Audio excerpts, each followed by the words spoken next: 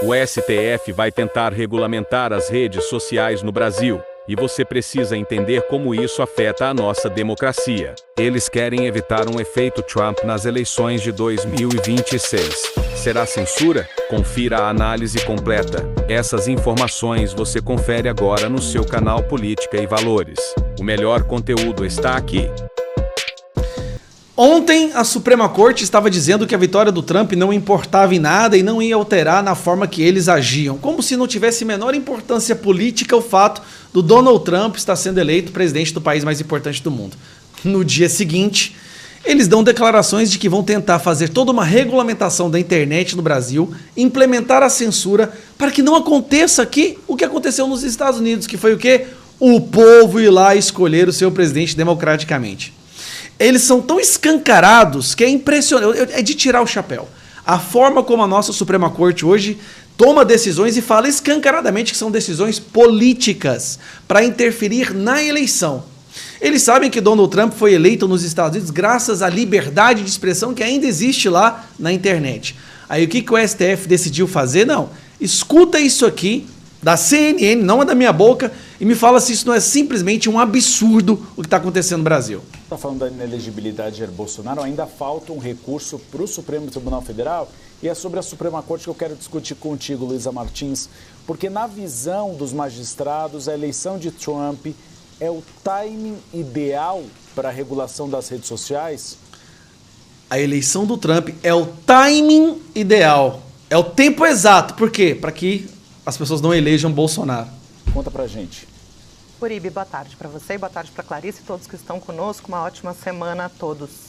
Uribe, na verdade, esse julgamento já estava marcado há algumas semanas, né? Está marcado agora para o dia 27 de novembro, mas a leitura ali nos bastidores da corte é que a eleição de Donald Trump nos Estados Unidos reforça que esse é um bom timing, né? Para finalmente dar uma resposta em relação a um tema aí que já vem se arrastando e gerando, inclusive, algum atrito entre os poderes ali, na medida em que o próprio Congresso Nacional teve o seu tempo para discutir esse tema, né, para votar ali o inquérito das fake news, acabou não fazendo isso, e isso abriu espaço para que o Supremo pudesse finalmente colocar essa pauta, essa ação, né, no calendário de julgamentos do plenário. Agora, para começar a história, o fato do Congresso não deliberar sobre uma pauta não quer dizer que essa pauta possa ser prerrogativa da Suprema Corte de deliberar. O Congresso não deliberou porque não tinha votos para serem aprovados. Aí, se os representantes eleitos não aprovam exatamente o que o STF quer, eles puxam para eles e na canetada, sem voto nenhum, vão lá e determinam e criam uma nova lei. O primeiro erro é esse. Agora no dia 27. A leitura ali dos ministros, Uribe, é que esse vai ser um dos principais julgamentos do ano. Não, nós temos aí facções criminosas tomando conta do Brasil, PCC matando um cara em Guarulhos, segurança pública, criminalidade aumentando vertiginosamente. Nós temos o rombo fiscal, desmatamento, queimada, mas a principal pauta do STF é censurar as redes sociais. Um marco não só para as próximas eleições brasileiras, mas para a democracia de uma forma geral. É claro, censurar as pessoas é super democrático. E essa relação com a eleição do presidente americano, do novo presidente americano, é feita porque na percepção dos ministros há uma maneira muito semelhante entre a forma que os bolsonaristas e os trumpistas usam as redes sociais. Você está entendendo?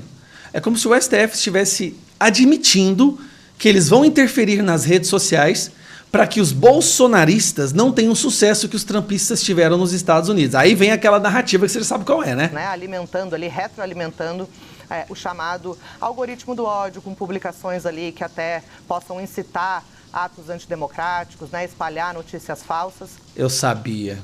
E promover, né, esses discursos de ódio.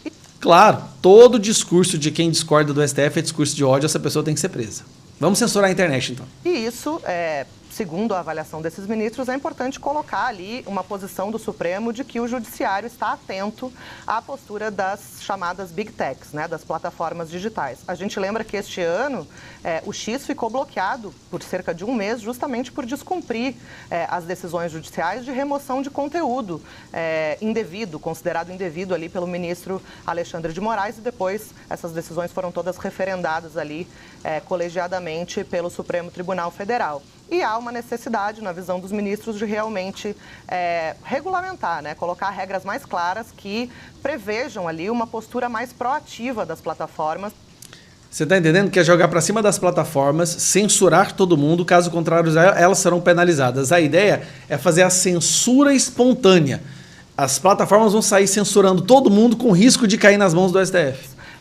Nessa questão da remoção de conteúdo indevido. A gente lembra também que esse ano, nas eleições de 2024, esse não chegou a ser um super problema, né? Houve ali uma avaliação de que as plataformas foram, de fato, mais colaborativas do que foram nas eleições de 2018, 2020 e 2022, por exemplo. Mas, ainda assim, a percepção é de que esse tema não perdeu o senso de urgência, que precisa, de fato, haver uma resposta da Corte em relação às regras, né? E qual deve ser a responsabilização das plataformas pelos conteúdos publicados por terceiros. Esse é o ponto principal da discussão, né? O artigo 19 do Marco Civil da Internet, que prevê que as plataformas só podem ser responsabilizadas se descumprirem ordens judiciais de remoção de conteúdo. Essa é a regra normal. Afinal de contas, é somente assim que elas deveriam ser responsabilizadas. Agora, o que o STF quer?